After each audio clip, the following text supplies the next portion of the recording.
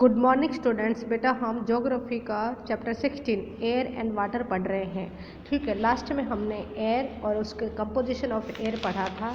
आज हम पढ़ेंगे पेज नंबर 150 पर pie chart of the composition of air. ठीक है, पाई चार्ट मीन्स जो गोल चार्ट बनाया जाता है इसको हम पाई चार्ट कहते हैं। ठीक है, तो हम पहले ये देख लेते हैं pie chart of the composition of air. हवा की बनावट में हम पाई चार्ट का यूज करेंगे। तो पहले पढ़ेंगे हम नाइट्रोजन के बारे में। ठीक है, नाइट्रोजन एक गैस है।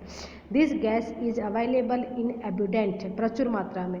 ये गैस हमें प्रचुर मात्रा में प्राप्त होती है। It composite 78% of the earth's atmosphere, यानी कि धरती के वातावरण का एटमोसफियर का लगभग 78% नाइट्रोजन से बना हुआ है या निर्मित करता है। It is required by plants for their growth, यानी कि नाइट्रोजन जो गैस होती है ये जो पौधे होते हैं, पेड़ पौधे होते हैं, उनकी ग्रोथ के लिए बहुत ज़्यादा ज़रूरी होता है।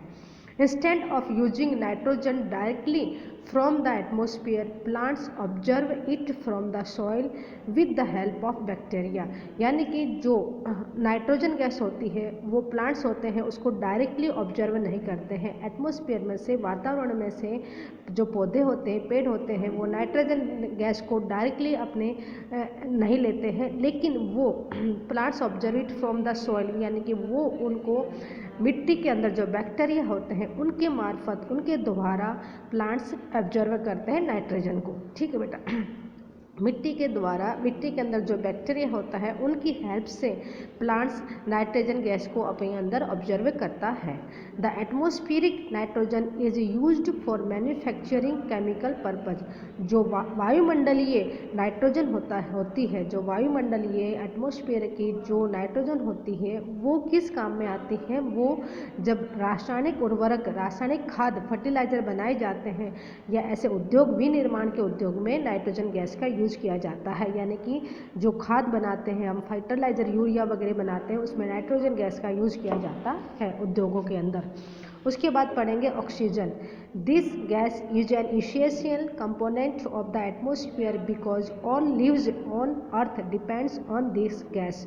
यहाँ क्या कह रहे हैं कि ये जो गैस होती है ना एटमोसफियर के अंदर, ये गैस बहुत ज़्यादा, गैस के घटक बहुत ज़्यादा ज़रूरी होते हैं। क्यों होते हैं? बिकॉज इस गैस की वजह से हम इस दुनिया में जीवित हैं। जो लिव्स है, जो जीवित वस्तु है, वो इस गैस की वजह से डिपेंड रहते हैं और वो जीवित रहते हैं। We breathe oxygen from the air around us because it is a heavy gas। हम जो है ना सांस लेते हैं तब ऑक्सीजन गैस का यूज करते हैं। जो हमारे आसपास ऑक्सीजन गैस होती है उसकी हम यूज करते हैं because it is a heavy gas है। अब जो ऑक्सीजन गैस होती है वो हैवी गैस है, भारी गैस है।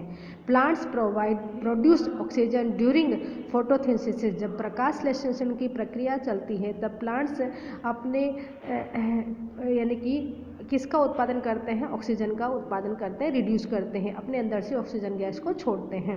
दे breathe in carbon dioxide and release oxygen. Plants जो होते हैं वो सांस में कार्बन डाइऑक्साइड का इस्तेमाल करते हैं और रिलीज कौन सी गैस करते हैं? ऑक्सीजन करते हैं बेटा। This help in maintaining the balance in the ratio of the two gases.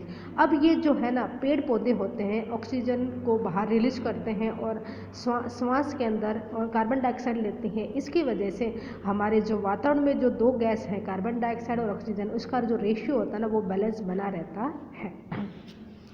यानी कि अधिक मात्रा में ना ही कार्बन डाइऑक्साइड होती है ना ही ऑक्सीजन होती है, लेकिन पेड़ पौधों की वजह से इसका बैलेंस बनाए रखते हैं। अब उसके बाद पढ़ेंगे हम कार्बन डाइऑक्साइड बेटा। This gas is another most important gas in our atmosphere. अब हम कहें कि वातावरण में, एटमोसफियर के अंदर ये जो कार्बन डाइऑक्साइड है वो दूसरे नंबर की इम्पोर्टेंट गैस मानी जाती है। Plants required carbon dioxide as humans need oxygen.